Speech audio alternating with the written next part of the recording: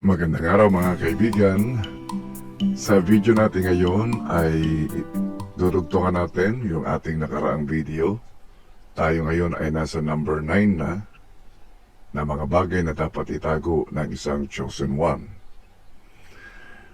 Paano nga ba kung ang taong tumutulong?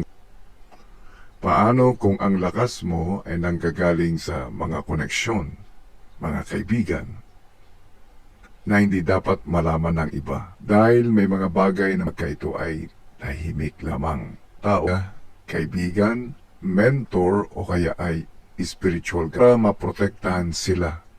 Sila na mga tumutulong sa iyo o sumusuporta sa iyo mula sa negativity at atake ng iyong mga lihim na kaaway. Kapag nalaman ng iba kung sino ang sumusuporta sa taong may iinggit o magko-compare, halimbawa,